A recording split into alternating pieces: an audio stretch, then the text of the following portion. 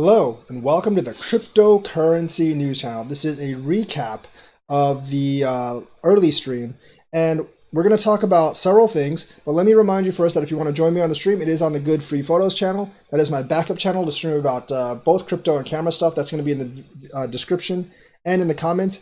And also my crypto daily updates, one crypto update every day encompassing all the news for the day. That's also in the description in the comments. So please check out those two channels and subscribe. So let's get to the news. Vechain has the 1.3.3 VThor release.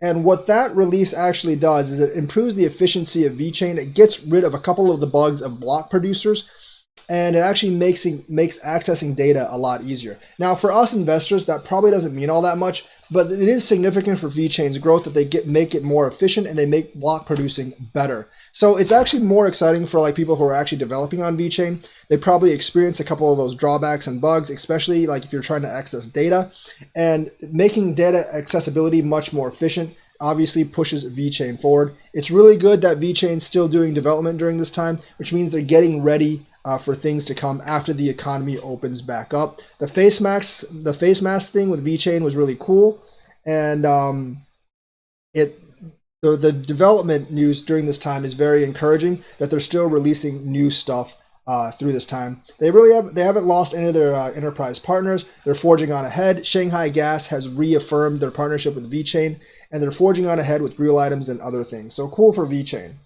Facebook's Libra has kind of scaled back. What that means is like they were trying to make a one world currency. That was obviously never going to fly, honestly. That was never going to fly.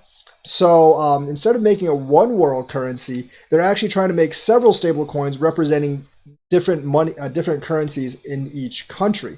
So instead of making like a one dominant world currency backed by a basket of fiat, which was the original proposal, what they're doing now is like they're going to make one that's based on USD. They're going to make one based on Euro. They're going to make one based on Great Britain pounds, Australian dollars, Canadian dollars. They're doing a lot of these. Now, I don't think the one world currency was ever going to fly with like the United States or China or any of the major countries. So they were going to have to do this sooner or later. And I think they say that this might actually work a lot better with regulators. Not really sure how the proposed central bank stablecoin ban is actually going to work with our Facebook, or whether that's actually going to happen or not. But Facebook Libra is scaling back from their grandiose plan of being a one world currency, because that was really never going to fly with any of the central banks.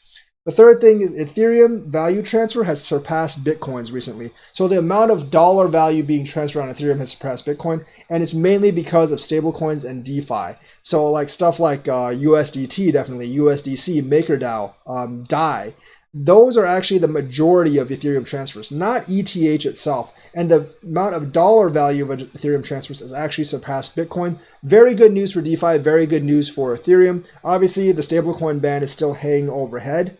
If that happens, bad news for everyone. But overall, definitely great news for Ethereum. I think Ethereum has a much more of a future than BTC, because BTC really can't scale, and they're not moving to proof of stake, while Ethereum is actually moving to proof of stake. I actually think if the miners were allowed, I think it actually wouldn't be that hard for BTC to move to proof of stake, because they don't have like 5 billion projects on it to actually move.